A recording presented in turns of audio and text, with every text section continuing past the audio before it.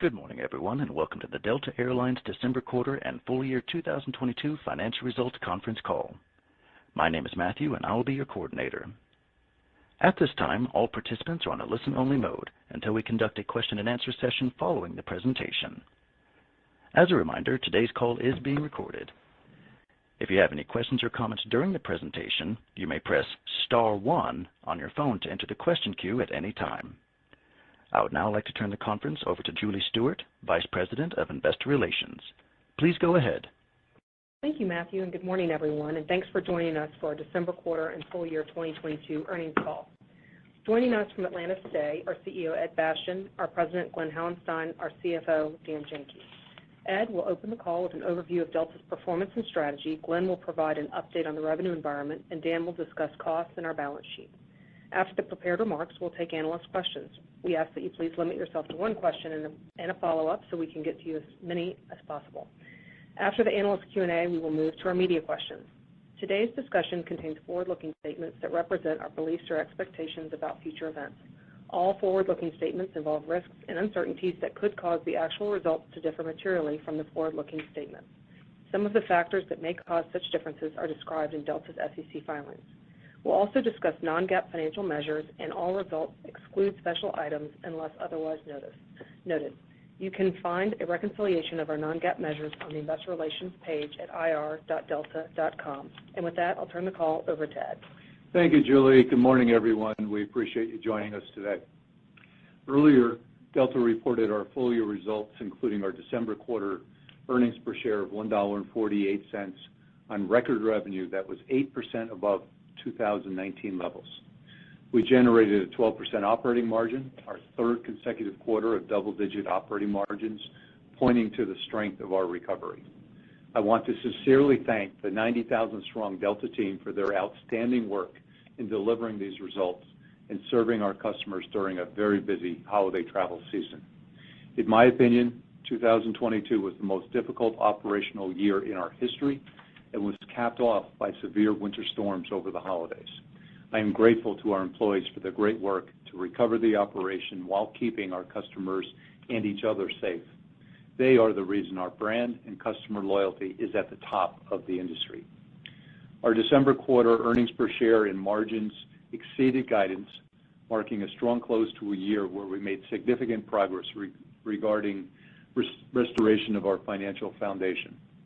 For the full year, we reported earnings of $3.20 per share on $46 billion of revenue. We delivered pre-tax income of $2.7 billion, an improvement of more than $6 billion over 2021.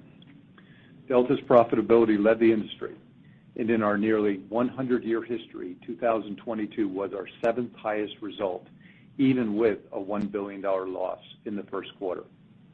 We were pleased to report positive free cash flow for the year, which funded $6 billion of capital invested back into the business, and we repaid close to $5 billion in gross debt.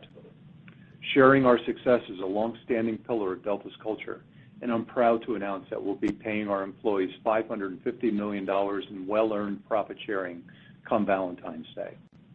2022 came in ahead of our plan on revenue, earnings, and cash flow, demonstrating strong execution in the first year of the three-year plan we laid out at the 2021 Capital Markets Day. I'm incredibly proud of the team for rebuilding the world's best-performing airline, and importantly, we're not just building back, we're continuing to improve and extend our competitive advantages. Delta's brand continued to strengthen in 2022 with record performance from our loyalty and co-brand card programs, and customer satisfaction scores consistently perform above pre-pandemic levels. Through the year, we've hired and trained 25,000 new employees, now representing over a quarter of the total company. Our team showed their operating talent and resilience as we retained our number one position in completion factor and on-time arrivals amongst our peer set, despite having so many new team members. The Delta brand is centered on our safe, reliable, and exceptional service, and our operational excellence was recognized by Cirium last week, which named us yet again the most on-time airline in North America. We fortified our international partnerships in 2022. positioning us for profitable international growth in the years ahead. As detailed last month, expanding our international margins to domestic levels is an important opportunity for Delta in the years to come. We've invested in the customer experience at every stage of the travel journey, from the continued refresh of our fleet with next-generation, far more fuel-efficient aircraft, to generational airport rebuilds and technology investments that are providing our employees better tools and our customers a more seamless experience. And we continue to attract and partner with leading brands to grow our SkyMiles ecosystem and further enable customers to use their SkyMiles during travel and beyond. Heading into 2023, our momentum continues. At the Consumer Electronics Show in Las Vegas just last week, we unveiled the next phase in our vision to connect the sky. Starting February the 1st, Delta will be the first major U.S. airline to provide fast, free, unlimited Wi-Fi to all through a free SkyMiles account. This will be available on nearly 80% of our U.S. system to start and growing every week. By the end of next year, we expect to deliver this service seamlessly throughout the rest of our international and regional fleets. And we debuted Delta Sync, which will create personalized experiences and engagement opportunities on the free Wi-Fi portal. We're partnering with great brands like T-Mobile and Paramount Plus, as well as building on our long-standing relationship with American Express to bring to life our vision of a more connected and personalized travel experience. As a trusted consumer brand, Delta continues to differentiate the premium flying experience, building loyalty and supporting our ambition to transcend the industry. Moving to our outlook, at our investor event last month, we provided full year 2023 guidance for revenue growth of 15 to 20% year over year, earnings of $5 to $6 per share, and free cash flow of over $2 billion. We're affirming that guidance today and introducing our March quarter outlook, which Glenn and Dan will provide in detail. For the March quarter, we expect to deliver a 4 to 6% operating margin and improve our pre-tax income by more than $1 billion compared to the same period last year. Importantly, we are embedding the assumed impact of all labor cost increases throughout our guidance metrics. We are pleased to have reached an agreement in principle with our pilots, but out of respect for the process, we will not be discussing the details of the agreement on today's call. As I outlined last month, I've never seen a more constructive backdrop for the industry. Demand remains strong as passengers return to the skies and industry returns to the long-term trend to GDP, all while supply constraints continue. I believe our industry will see tens of billions of dollars of incremental demand in the next few years coming out of the pandemic. As the industry leader with a proven strategy and strong execution track record, Delta is well positioned to build on our momentum in the new year. We're confident in our ability to deliver significant improvement in earnings and free cash flow in 2023, consistent with the plan we laid out last month, and we are on track to deliver our 2024 targets of more than $7 of earnings per share and $4 billion of free cash flow. As always, we remain mindful of the macroeconomic trends and have demonstrated that we have the tools to effectively manage a changing economic climate. In closing, Delta delivered in 2022, outperforming our plan and leading the industry operationally and financially. We are uniquely positioned to grow earnings and cash flow in 2023, 2024, and beyond.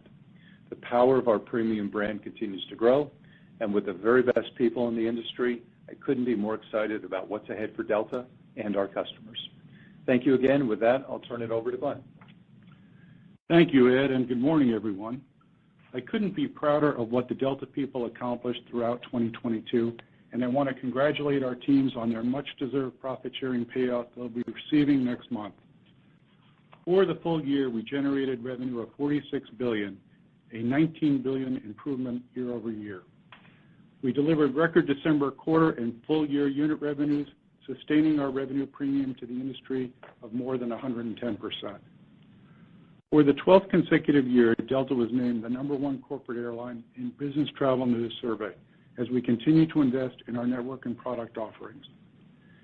And through the year, we made significant progress on our long-term commercial strategy to deepen our network advantages, expand premium revenues, grow our loyalty ecosystem, and further diversify our revenues.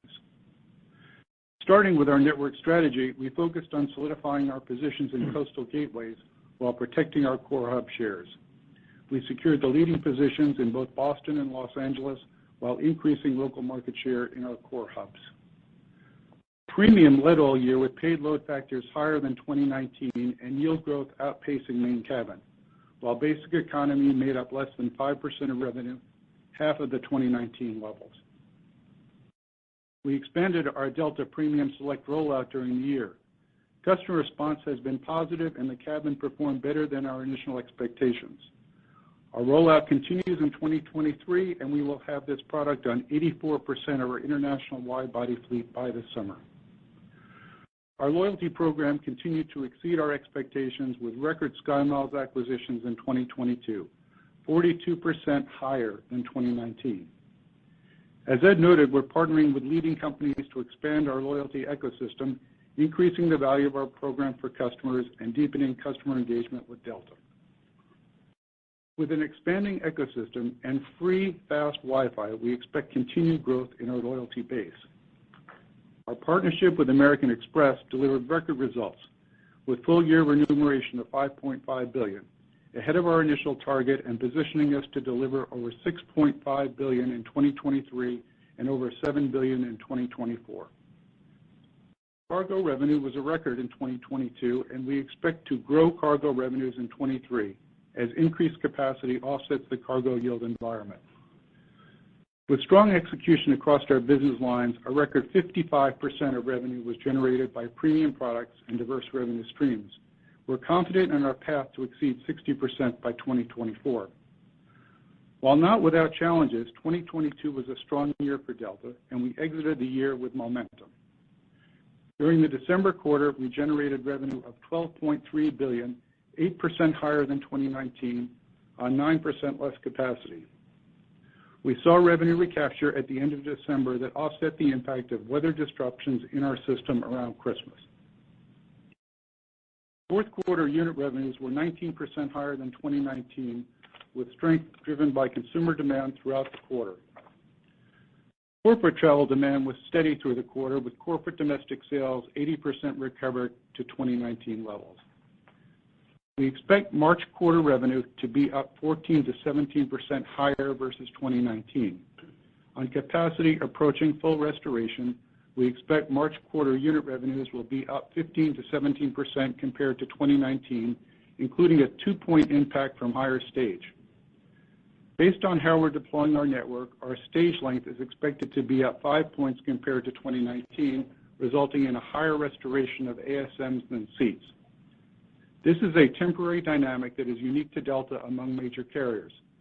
Stage will begin to normalize relative to 2019 and relative to the industry as we rebuild our core hubs later this year. For 2023, we expect to grow revenues 15 to 20% year over year as we fully restore our network and further diversify our revenue streams. Consumer demand remains healthy, with advanced bookings significantly ahead on both yield and load factor for each month of the March quarter compared to 2019.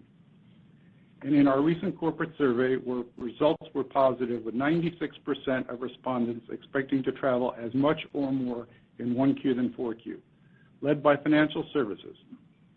In the new year, bookings reflect the survey optimism and are accelerating.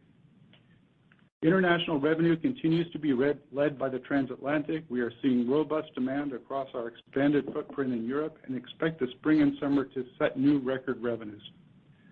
Latin America is performing very well, led by Mexico, the Caribbean, and Central America, with the recovery in Deep South America now accelerating. And we are pleased with the early results from the launch of the LATAM JV, and I'm excited about the opportunities for us in 2023 and beyond. In the Pacific, we're expected record first quarter profits in both Australia and Korea as our multi-year international transformation delivers on anticipated results. Japan is also building momentum, and we expect a very strong summer there.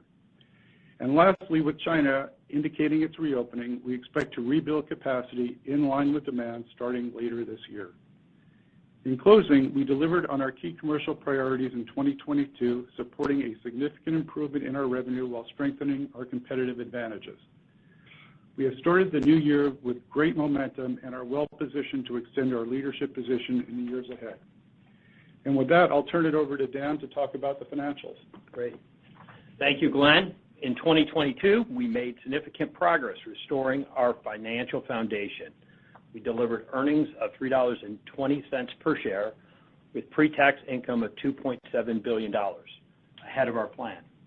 Operating margins of 7.8% was driven by 3 quarters of double-digit margins. We improved profitability and a strong advanced bookings.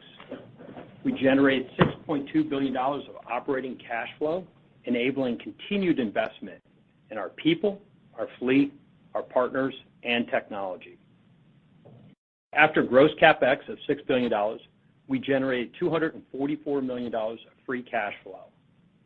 We ended the year with liquidity of $9.4 billion and adjusted net debt of $22.3 billion. Our adjusted net debt to EBITDA was 5 times, and our after-tax return on invested capital was 8.4%. We finished the year strong, reporting a $1.4 billion operating profit on a margin of 11.6% for the December quarter. Our non-fuel costs were 13.4% higher than 2019, in line with guidance excluding a 1-point impact from the severe winter weather in late December. Now moving to guidance, as Ed mentioned, we are including all expected labor rate increases in our guidance metrics, including non-fuel CASM. As it relates to our pilots, if they vote to ratify the proposed agreement by March 1st, pay rates would be retroactive to January 1st. This results in a 3-point impact on our non-fuel unit costs for the year and in each of the quarters. Including this in the full year guidance we gave last month brings our 2023 non-fuel unit decline to 2-4% on a year-over-year basis. Delivering a competitive cost structure is a key financial priority. Delta has led the industry in investment in our people and our customers, and this is embedded in our outlook, as is a full reset of regional costs and inflation. As we move through the year, scale and efficiency will drive a decline in 2023 non-fuel CASM versus 2022. While approaching 2019 capacity provides scale benefits, we are still bearing the cost to fully restore our network to the peak summer levels, with a continued emphasis on operational reliability during this ramp-up. We expect to complete our rebuild by the second half, with the majority of our flex fleet reactivated and training levels for our pilots reverting to historical levels. This will allow a significant shift of resources from training to production, giving us the confidence in our ability to deliver a fully restored network during the peak summer period while enabling our operating teams to drive efficiency in the back half of the year. One unique item within the year is the pacing of our core maintenance as we prepare to step up the network for summer flying, with the first half year-over-year higher than and then lower in the second half of the year. While these dynamics impacting the early part of the year, we expect 1Q non-fuel unit costs to increase 3-4% on a year-over-year basis. We expect the year-over-year unit cost to progressively improve through 2023 as we complete our rebuild and elevated maintenance activity, while driving efficiency across our operating groups. This cadence is consistent with our full-year outlook for non-fuel unit costs to decline 2-4% year-over-year. With our outlook for revenue, we expect the March quarter operating margins to be 4-6% and earnings of 15 to 40 cents per share. For the full year, we are reiterating our outlook for earnings of $5 to $6 per share and operating margins of 10 to 12%, delivering a 2 to 4 point expansion of margins, including over 1 point impact from higher profit sharing.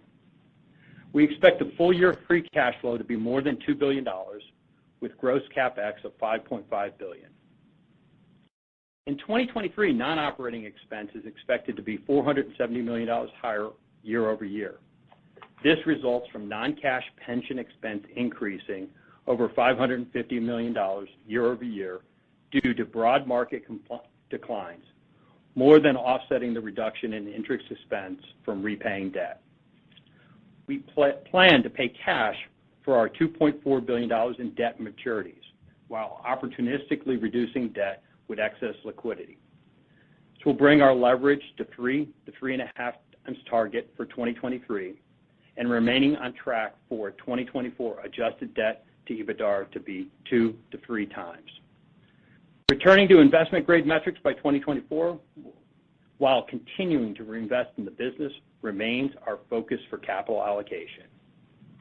In closing, I want to add my thanks to the Delta team and people for their hard work this year. We outperformed the first year of our 3-year plan, and we enter 2023 on track to generate a significant improvement in both earnings and cash flow. We remain confident in delivering on our 2024 targets of $7 of earnings per share and generating over $4 billion of free cash flow. With that, I'll turn it back to Julie for our Q&A. Thanks, Dan. Matthew, can you please remind the analysts how to queue up for questions? Certainly. At this time, we'll be conducting a question-and-answer session. If you have any questions or comments, please press star 1 on your phone at this time. We do ask that while posing your question, please pick up your handset if you're listening on speakerphone to provide optimum sound quality. We do ask that all Q&A participants please limit to 1 question and 1 follow-up question, then re-enter the queue. Once again, if you have any questions or comments, please press star 1 on your phone. Your first question is coming from Catherine O'Brien from Goldman Sachs. Your line is live. Good morning, everyone. So good to be back. So maybe I'll start with a question on the capacity bottlenecks that you mentioned in your prepared remarks, Ed. So, I know Delta itself has made a lot of progress on hiring and getting through a large wave of training, but there are other constraints outside of the airline industry's control, with aircraft delivery slower than planned and, aviation infrastructure still fairly strapped at airports and the FAA. Now, I know the answer will be different for Delta than some of your peers who are further behind in their pilot hiring, but how do you think about the timeline to remove some of these bottlenecks across the industry that aren't directly in the airline's control? And I guess really why I'm asking is, do you expect there to be continued tension between supply and demand over the medium term? Just how do you think about those rolling off? Thanks so much. Well, thanks, Katie, and welcome back. Yeah, I think you summed it up well, and I mentioned at the Capital Markets Day last month that while we at Delta and I think the industry broadly provides you our capacity expectations, I think expectations have quotational marks around them, and they do feel still a little bit more aspirational than because there are a number of things that are outside of our control. We're doing our very best to get our people in place. The hiring is strong. We have the team assembled. We need to get them through, principally our pilots, through the training, the limited training devices and schoolhouse that we have available to us. We expect by the summer that we will be in position to have not just get through most of that bottleneck, but then the large resource drain that it takes with respect to all of the training that our existing team has to do to train our new employees, whether that's pilots or flight attendants, mechanics, at the airports, reservations, it doesn't matter where in the system you sit. That's hard to see. I can appreciate that if you're sitting in your chair, but it's very meaningful here on the airline. And then by summer, we hope at Delta that we'll be able to be back 100%. I also used the term fragile last month when speaking about the aviation system as we continue to return to the skies. And I think we've seen just in the last few weeks a couple of illustrations of that fragility. So we're going to continue to do our best to make sure we don't fly in excess of our capabilities so that we can deliver a great product for our customers and provide all the tools and support for our employees. That's great. So helpful, Ed. And if I could maybe just for my follow-up, Glenn, I know 75% of this year's growth out of your core hubs. Can you help us think about RASM performance at your core hubs versus the rest of your network? Or even better, since we know it's lower cost capacity, can you help us think about the margin differential of adding capacity in core hubs versus competitive coastal hubs? Thank you so much. Sure. I think we outlined that at the Investor Day, and core hub is about 10 points higher than coastal hubs, and 10 points in margin, and about 20 points in terms of RASM. And I think as we continue to build our core hubs out, we will see that's one of the things we're counting on is acceleration of profitability in those core hubs and driving efficiency through getting them back to scale. As we mentioned in our Investor Day, we are already at scale in our coastal cities. That was our priority just because we thought it was a once-in-a-lifetime opportunity during the pandemic. And so that was our priority to ensure that we came out in a good position there. I think we're very happy with the positions we've established there, and now it's back to the core where we think it's actually easier lifting. Thank you very much. Thank you. Your next question is coming from Ravi Shanker from Morgan Stanley. Your line is live. Thank you. Good morning, everyone. Ed, you said in your prepared remarks that you've never seen a more constructive industry backdrop. Black swan events aside, what do you see are probably the biggest risks or things to watch out for the industry in 2023? Is it your previous response on kind of infrastructure and things that's outside of your control, or kind of what are you looking at? Well, thanks, Ravi. That's right. I think the most important thing at Delta we can do is to continue to restore confidence back to the traveling public. We know the public wants to travel in outsized amounts that we see continuing, and we have to do our very best not to disappoint them as they return to the skies. I think 2022 was very difficult in that regard. Demand clearly exceeded our ability to supply it for lots of ways, including in the service levels with the exceptional degree of service that we want to provide our customers. And I think we all in the industry owe it to our customers to make sure we don't fly in excess of our capabilities. So I think that's the single biggest thing that we all need to pay attention to. And so I wouldn't call it a black swan risk other than just trying to stay within our capability. Understood. And maybe as a follow-up, maybe for Glen, can you just unpack your thoughts on corporate in the near term a little bit more? I think that's obviously one of the big focus areas for investors right now. You said 96% of corporate in your survey say that they're going to be kind of flat to up in the near term, but obviously macro is really choppy. We saw some of the hotel data kind of coming into January take a bit of a step down. What are you seeing in terms of your booking curve, kind of any signs at all on cracks in corporate demand given where macro is? We've had our highest post-pandemic days in terms of corporate booking over the last week or 10 days. So we see a very strong post-holiday demand set. We're in a kind of a strange period right now because year over 19, this is MLK weekend. MLK weekend was next weekend. So I think once we get past MLK, we'll give you a better view. But we're counting on it to stay in that roughly 80%. That's not, the survey would indicate that it's better than that. So I think that's, if it does materialize better than that, that's upside for our forward-looking forecast. Very helpful. Thank you. Thank you. Your next question is coming from Scott Group from Wolfe Research. Your line is live. Hey, thanks. Good morning. So, Glen, if I look at the RASM guide for Q1, down about 6% just in absolute terms from Q4. So that's worse than normal Q4 to Q1 seasonality. Any color on that? And then when do we really start to see this hub tailwind show up in RASM? Right. Well, quarter over quarter, we have a 2-point increase in domestic stage. So, and that again is unique to Delta, and we think that's about 1 point of pressure from the 19 down to the 16. There's another international mix, length of haul changing internationally as well. So that's another point.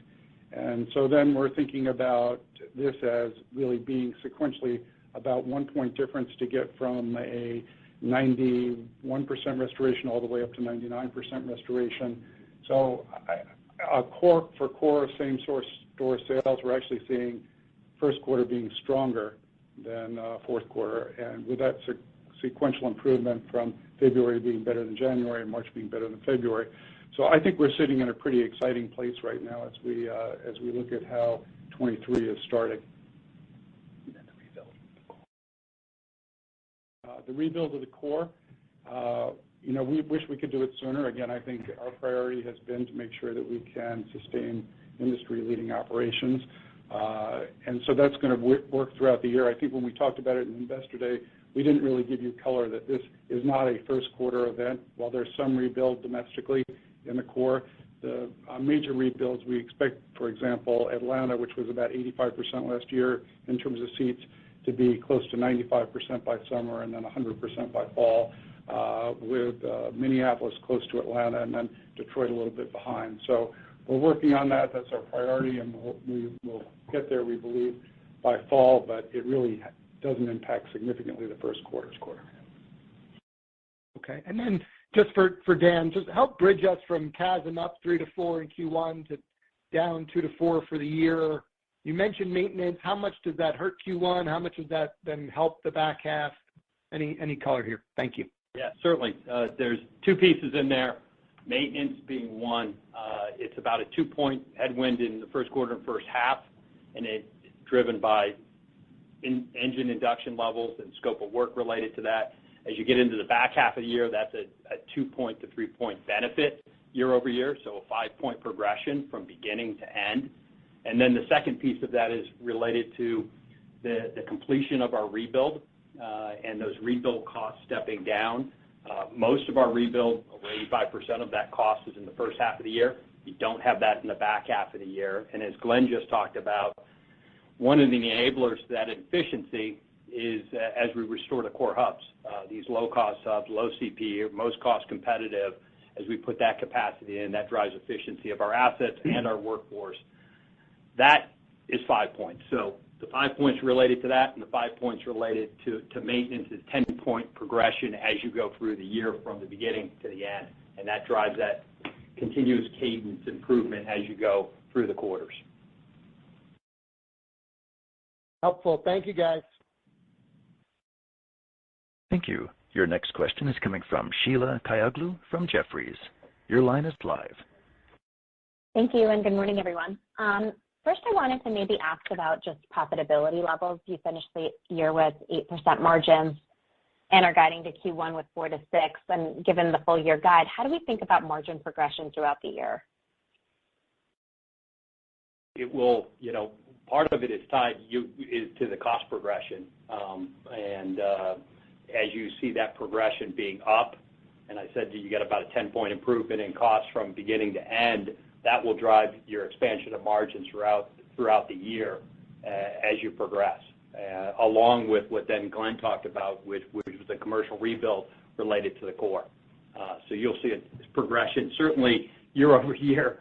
The improvement versus the comp that we're coming off of drives a material improvement here in the first quarter, over $1 billion pre-tax, a big part of the step up in earnings year over year, but you'll also see improvement as we go through the year.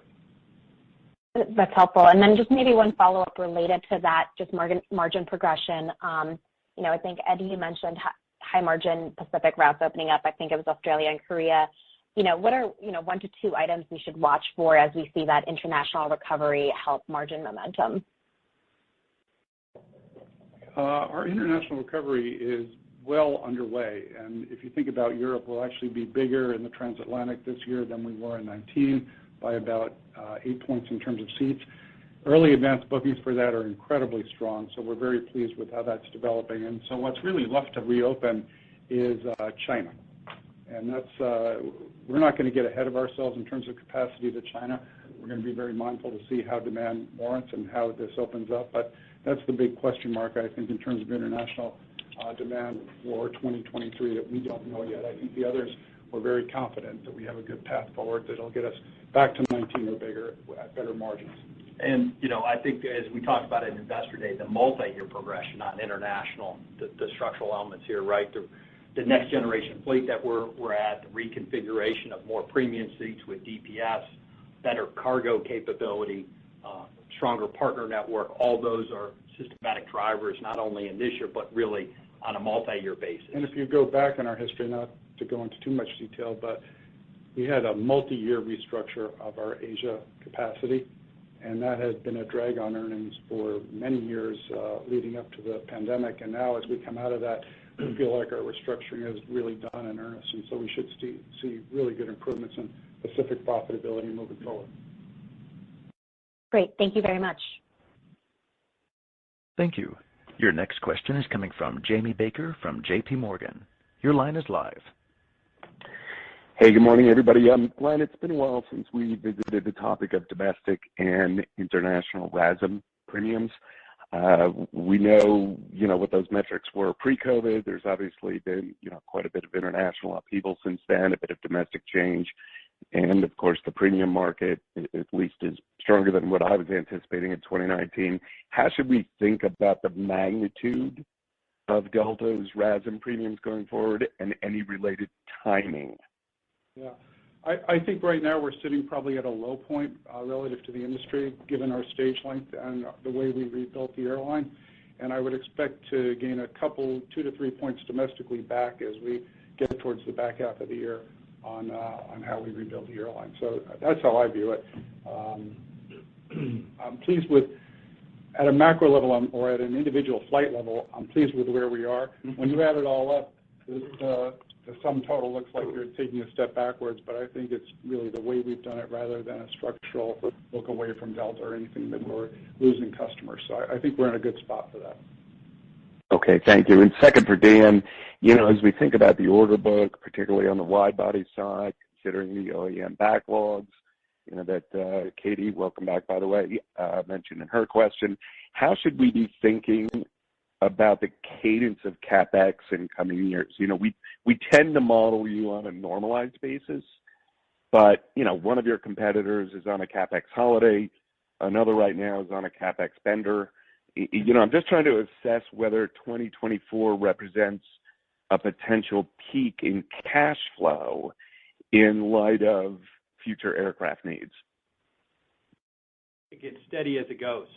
We've been very consistent, very deliberate, very disciplined related to CapEx. We certainly had this period where this past year in 2022, there was some catch-up in there. We're continuing to do that here in 2023 for what was deferred for a couple of years. But I think as you exit 2024, you're normalized now. At the same time, we're getting bigger as an airline and growing from that perspective. But I think it's a good foundation for us as it relates to where we're stepping off in 2024. Yeah, Jamie, this is Ed. I'd agree with Dan's comments. Don't forget, we are exclusively taking Airbus equipment over the last couple of years, the next couple of years pretty much, and we'll be back with the MAX starting in 25. So we did not have any supply interruption of any note over the last couple of years through the pandemic this year or the years going forward. So there's a consistency, and I'm confident you're going to see you're not going to see any jumps or any significant declines. We're ensuring that we're staying rated within our sweet spot here on the fleet. Just the answer we were looking for. Thank you, everybody. Take care. Thank you. Your next question is coming from Duane Pfennigwerth from Evercore ISI. Your line is live. Hey, thanks. Good morning, and thanks for the time. Maybe just start with Glenn on transatlantic.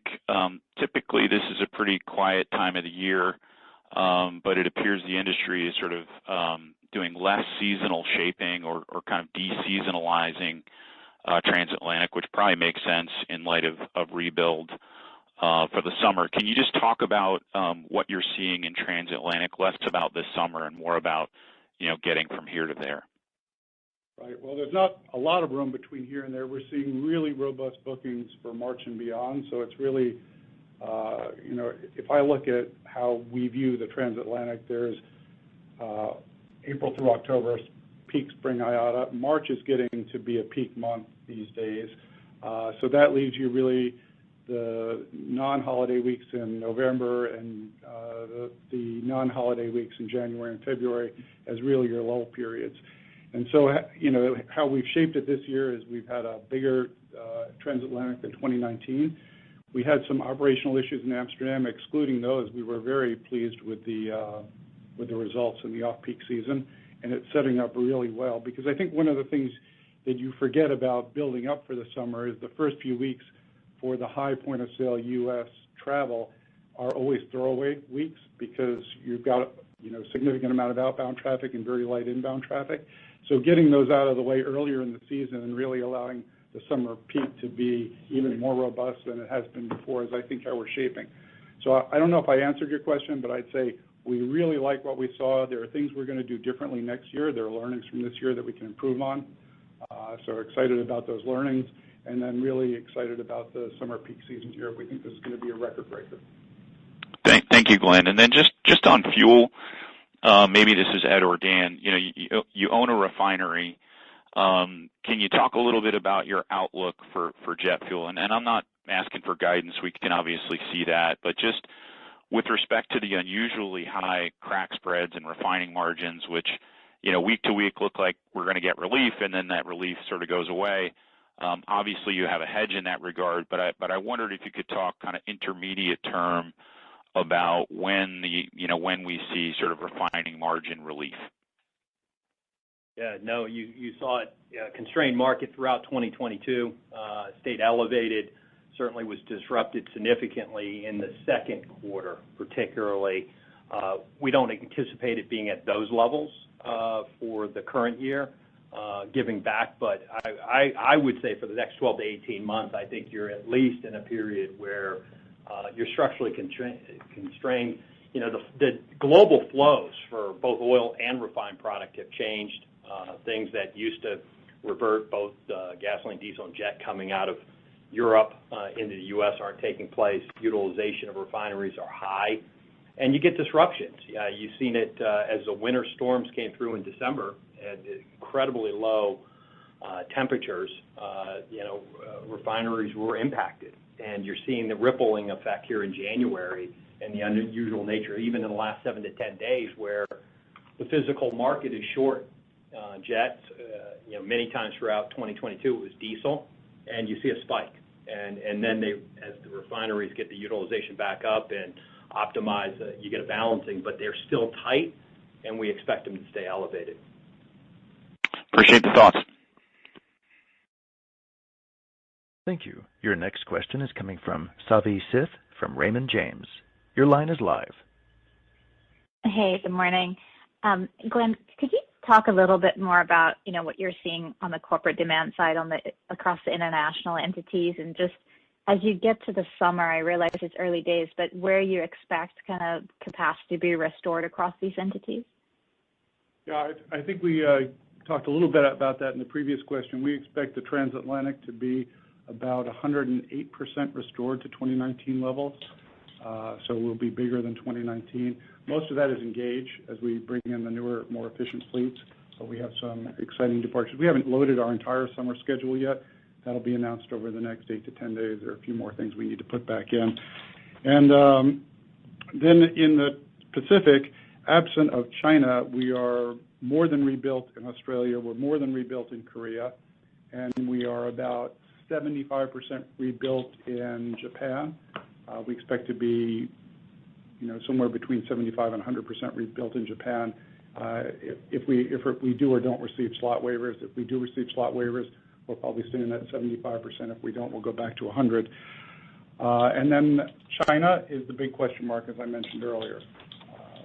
We just don't know what's going to go on there with demand, so we're not going to get ahead of that and publish a China schedule for the summer that we don't know if we can fly, and we don't know if the demand will be there. So we'll let demand drive what we're going to fly in China. And then last but not least, in Latin, we are very close to fully restored in Latin right now, with Deep South really starting to turn on with our partners at LATAM, and getting some really, really positive early results on that. So, I think other than China, we are fully restored internationally, and we see international restoration where countries are open, and that's very similar to domestic at about 80%. I appreciate that. And just a kind of a quick follow-up, just on the kind of change fees and the revenue that you're seeing here, the dropping of the change fees, what kind of an impact is that having as you kind of think about the network or the revenue? And, will it be different once things are fully restored versus where it is today? Yeah, change fees accounted for almost $1 billion of revenue in the pre-pandemic world. And we were on a path, even absent of the pandemic, to change fees. They had become onerous. People didn't like them. And, trying to give customers what they want, we were on a path to a different approach. That got accelerated, and I think we're very happy with where we are today, giving customers choice in how they want to fly. And I'd say we're counting on about half of that $1 billion to be replaced by people who want flexible, fully refundable at time of purchase, which is an option that they're choosing as opposed to it being imposed on them. And the rest of that is then coming from a higher share of total customer base and upsells, more than covering to produce the record revenues that we expect this year. Makes sense. All right, thank you. Thank you. Your next question is coming from Connor Cunningham from Melius Research. Your line is live. Hey everyone, thank you for the time. Just on the question that Scott talked about, the bridge on the cost side, I don't think you mentioned gauge or asset utilization improving throughout the year. Can you just provide some color around where you expect those two metrics to kind of be meaningful tailwinds as you move throughout the year? The only reason why I ask is that there's a lot of changes on the regional side. I would think that would be a pretty big tailwind from you. Yeah, the mainline asset utilization increases about mid-single digit, about 5% as we progress through the year. So we get the benefit associated with that. And as we talked about at Investor Day, we continue to get the benefit associated with gauge. Just okay. Related to regional flying, as you know, we have about a third of our regional flight that is not being flown today. And that's also one of the disparities between seat restoration and capacity restoration. We're not expecting a significant increase of that until the end of 23 and into 24. So we're going to be carrying that. We're carrying that underutilization in the regional network, absolutely, in our run rate. Okay, that makes sense. And then on the Amex targets, I'm a little surprised that those aren't being revised up. From 6.5 to from 5.5. I mean, that's basically mirroring the capacity growth year over year. And I would just think that there would be some outperformance just given the fact that that portfolio has grown a fair bit. Can you just talk about what you need to see to push those targets up, or did you just see a lot of pull forward in consumer spend that kind of inflated the 2022 number? Just trying to unpack that a little bit. Thank you. Well, we're pretty excited about hitting a $6.5 billion number for this year. And hopefully there's upside to that. I think it's January. We don't want to commit to that, but we're ahead of our long-term goals for that, and we continue to find ways to accelerate our long-term goals. And I think next year, or maybe even in June, we're going to give you what's beyond the $7 billion, because our first marker was how do you get to $7 billion? And when we said that, I think it was a daunting task for us. It was a daunting task for the team. We're there, right? And I think the question really for us, and if I was an investor, is, okay, you're at the $7 billion, what's next? And that's what we've got to be working on, showing you that we're not done here. Yeah, and the other thing, Connor, is that it's not driven by capacity, as you can appreciate. It's driven by the spend on the portfolio. So that's a pretty sizable increase in portfolio spend as well. Good problem to have. Thank you, guys. Thank you. Your next question is coming from Helane Becker from Cowen. Your line is live. Thanks very much, operator. Hi, team. Thank you. Sort of a question about tech ops. Pre-pandemic, you guys were building that business out. It was going to be a more than $1 billion revenue business at some point. How are you thinking about that coming out of the pandemic and into sort of the middle part of this decade into the end? Or is that something that's another focus, or is that being supplanted by the other revenues that you're talking about? Hi, Elaine. How are you? This is Ed. We are incredibly excited about your question and the MRO And in fact, we made great progress during the pandemic to continue to accelerate that vision when we signed a deal to acquire the LEAP as part of the MAX deal. So we now have basically all the new engine technologies on our platform with exclusive arrangements and opportunities for third-party work that will extend over the next 20 years. Obviously, in the short term, our focus is on, to whatever extent we have labor, we have supply challenges, focusing on the Delta metal and continuing to get the airline itself back up and running. So the MRO has taken a little bit of a back seat over the short term, but we continue to make the investments. We've got the commitments from all of our partners on the engine side, and this is something you're going to hear a fair bit about in June when we look at the strategic discussion that we're looking to create. Right, in June. Okay, that's going to be really helpful. And then, Ed, can I please ask you in June if you will also update us on your diversity and inclusion targets? We talked a lot about that pre-pandemic, and then during the pandemic, you've obviously hired 25,000 new people. You mentioned that in your prepared remarks. Can you also at some point update us on how that's going and whether you're meeting your own internal goals? You don't have to share those with us, but if you can share with us how it's coming along, that might be helpful. We will certainly do that, and that was already in the plan, Lane, to go through that in June. The good news is that we are making great progress, and we will share our targets because we shared them publicly. That's awesome. Thanks so much, team. Thank you. Thank you. Thank you. Your next question is coming from Andrew Dodora from Bank of America. Your line is live. Hi, good morning, everyone. First question for Glenn. I guess, based on my math, it seems like you're assuming PRASM could start to decline sort of in the high single digits year over year as you move through 2023 to kind of get to your 15 to 20% revenue outlook. What drives that assumption, particularly given kind of the RASM benefit you should have from your mid-continent growth strategy? I think when we look at the progression through the quarter, we had some very extenuating circumstances last second quarter and early third quarter with fuel running up over $120 a barrel. And as we think about how we do fuel recapture on the way up, we also, as inflation cools down and as fuel comes down, we're not going to keep all of that. We're going to keep as much of it as we can, and we're not anticipating that big bubble in fuel, which is driving the sequential decrease. So we'll see how it actually rolls out, and hopefully it's better than that. But that's how we're thinking about how the year progresses in terms of absolute unit revenues. Okay, that makes sense. And then I just ask you kind of strategically here, Glenn, as you've seen the revenue environment continue to show this strength pretty much since kind of almost a year ago, are you seeing any changes in behavior from any of your competitors that may show that they're acting differently today than they would have pre-pandemic? Thank you. Yeah, we don't really talk about how our competitors behave. I think what we've seen is a very big shift in how and why people travel, and trying to stay ahead of that in our own planning and make sure that we are capturing where people want to go and what products they want to buy. And that's really our continued focus. And it's been a very interesting journey.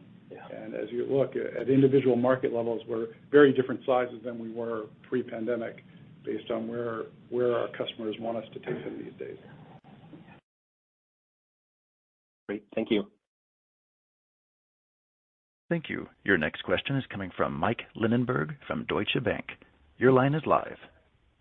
Oh, hey, good morning, everyone. Hey, Glenn, just quick question, sort of following up on Connor's on loyalty. It feels like with the free Wi-Fi, this is going to be a banner year for SkyMiles. I think last year, 8.5 million. How do we think about the conversion of number of SkyMiles to ultimately those who take uptake on the credit card? I think this last year it was like an 8-to-1 ratio. Is that kind of what it's been historically?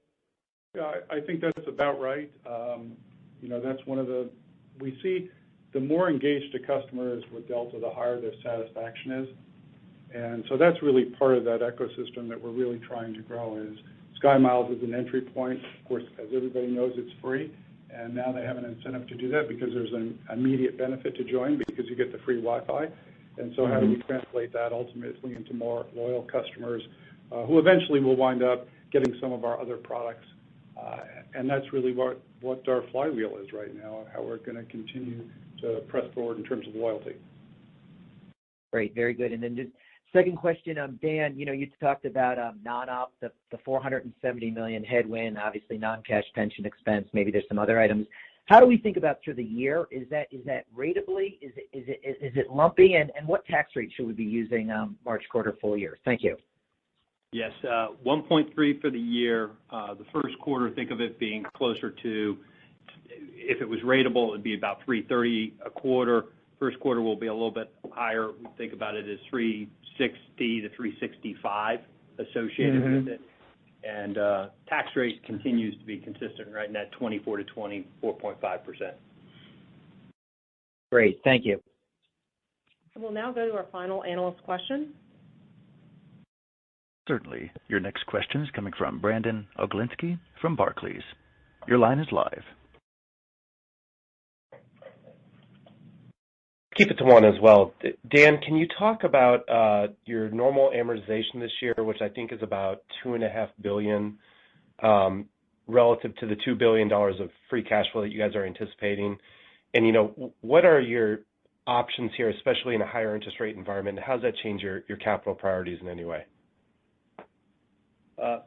Normal, yes, we have normal maturities at 2.4. We had 1.8 this past year, and we ended up retiring $4.5 billion of debt. Ken and the team were opportunistic in regards to debt that we can take out that we think is higher cost and has good economic payback associated with it. And given our liquidity position as we progress through this year, we'll continue to look at those options. There's certainly a number out there that are targets for us, but we'll either do it through how we've done it through tenders, but also just as you go, open market repurchases and being smart and going after the higher cost debt. That's priority. We want to drive down that non-op interest line over time, and the team's good at it. They've done it, did it for a decade. They'll continue to do it. And I guess, Dan, how does a higher interest rate environment here change your capital priorities, if at all? I don't know about changing it. I think it does when it may change in regards to how you look at some of your debt. Some of them that are off of LIBOR and floating have become more attractive to retire in certain situations. So, but we're continuing to be focused on, as you know, it's reinvesting back in the business, but also this path to deleveraging. So continuing to strengthen the balance sheet, reduce debt, and drive down those leverage ratios. All right, thank you. That will wrap up the analyst portion of the call. I'll now turn it over to Tim Mapes, our Chief Marketing and Communications Officer, to start the media questions. Thank you, Julie. Matt, if you don't mind, could we reiterate for the members of the media the practice for getting in the call queue? And in addition to thanking each of them for their time this morning, just remind everyone around one question and one follow-up so we can get through as many of these as we could, please. Thank you. Absolutely. At this time, we'll be conducting a Q&A session for media questions. If you have any questions or comments, please press star, then 1 on your phone. Please hold while we poll for questions.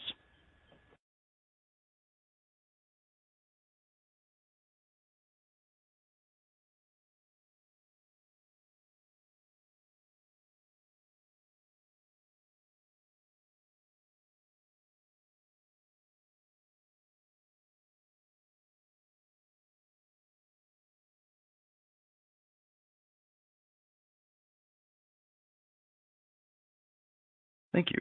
Your first question is coming from Claire Bushy from Financial Times. Your line is live. Hi. I was wondering, what needs, in your opinion, to happen at the FAA so that what happened on Wednesday doesn't happen again? Hi, Claire. It's Ed. I missed the first part of the question. Your question is what does the FAA need to do in order to ensure we don't see a repeat of Wednesday? Correct. Well, if you saw my comments this morning on CNBC, I think it's very clear that there has to be a call to action amongst our political leaders, the Congress and the White House, to fund and properly provide the FAA the resources they need to do the job. We've long talked about the need for modernization of our air traffic control systems. I think this is a crystal clear example of the challenge the FAA is faced when you have aging systems that aren't as resilient as they need to be. You have tools and technologies that are somewhat outdated, and staffing levels, not where they need to be. So FAA, I know, is doing the very best they can with what they have, but we need to stand behind the FAA, and we need to take them off the kind of year-by-year funding it seems like they go through that's caught up in political negotiations, and realize the importance of having a strong aviation infrastructure and the importance of that to our economy as well as our public. Thank you. Thank you. Your next question is coming from Allison Sider from Wall Street Journal. Your line is live. Hey, thanks so much. I guess sort of a related question, but I guess curious, how much do you think that the infrastructure and airspace issues are likely to be a constraint on growth for the industry overall, whether it's the vulnerability of technical systems and lack of redundancy, or just controller staffing, or what have you? How impactful do you expect that to be going forward? Well, it's a current constraint on our ability to grow as an industry. You see the length of flight times they're taking to complete missions. You see some of the challenges the air traffic controllers have when you get into congested space in the Northeast or down in Florida. There's been a lot, it's just even during the pandemic itself, some real challenges that we've experienced. So there's no question that the investment in a modernized air traffic control system will drive a tremendous amount of efficiencies as well as growth, which will mean better service for the American public. Thanks. And I guess, can you talk a little bit about sort of what sort of systems or backup or its own redundancy Delta has? Like if there was another outage, of the NOTAM system like we saw earlier this week, is that something that Delta can kind of deal with or work around, or, is that something you need to have, or, if there's anything you can share on that? No, the NOTAM system that went down is an essential system, and no airline would fly without having that capability. Interestingly, at Delta, we had and have a long, a fairly old backup technology that does feed that, and we were able to keep some of the NOTAM information flowing to Delta. So we probably had a little better opportunity to fly during this stoppage as compared to anyone else, but out of deference to the FAA and making certain that we gave them the ability to make the decisions, we didn't utilize that backup system. But it's an important part of our resiliency and redundancy. Thank you. Thank you. Your next question is coming from Kelly Yamaguchi from the Atlanta Journal-Constitution. Your line is live.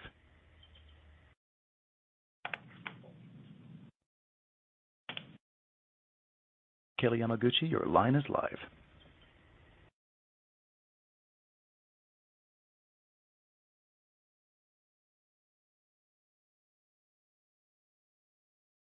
Your next question is coming from Mary Schlangenstein from Bloomberg News. Your line is live. Hi, thank you. I just wanted to see if I could get you to talk a little bit more about your comments about business bookings remaining steady. It seems like the 80% recovered level in the December quarter is what you had been saying previous to that, and I wanted to see if you've got any sort of an outlook beyond the March quarter that gives you confidence that corporate recovery is not going to stall at some level. We do those corporate surveys, and that's why we do them, to see what our corporate partners are thinking about in terms of future travel. And it was actually the last one we did, which is for future travel, was the best survey we've had since pre-pandemic in terms of their enthusiasm that more people would be flying in future months than were flying in current or past months. as I said in the call, we're not counting on that in our current revenue forecast because sometimes that doesn't come to fruition, but there's a sense of optimism from this pent-up demand for business travel that we see could potentially offset any weakness in the general economy. And we're taking a very cautious look, and we're counting on it being stable and not growing dramatically, but it looks like people think it will grow. Harry, this is Ed. You see in our country a lot of businesses struggling to get their employees back into the office, and I think this is tied to that. As companies return and employees return to office, you're going to see another step up, in my opinion, of return to more normal trends, including improved business travel. You think of a lot of the big accounts we serve are consultancies, legal firms, accounting firms. It's tough for them to get out on the road if they don't have the offices open of their clients and their customers. So I think that's a little bit of the choppiness that Glenn was referring to, was that companies are intending to open and have had there's been some stalls going on there, but I do think as we progress over the course of the year, you're going to see more and more of business being done like it used to be done than ever before. Okay, and if I can just follow up, I understand about your survey, but are there bookings that you can see at this point beyond the March quarter that gives you any idea of whether that weakness will continue? And then when you said you're counting on that corporate demand being stable but not growing dramatically, that's a change, though, from what you had been seeing. Is that correct? You had been seeing growth, but now you're seeing it more stable. Clearly, in the early parts of the pandemic recovery, we saw some accelerated growth. I think we've been pretty consistent the past couple of quarters saying we see some stability in the booking curve at about 80% of booked revenue. So, as you know, business travel usually has the shortest advanced purchase windows and is mostly close in, so we would not have any further visibility beyond the next 60 to 90 days that would be of any significant help in charting that water. Thank you.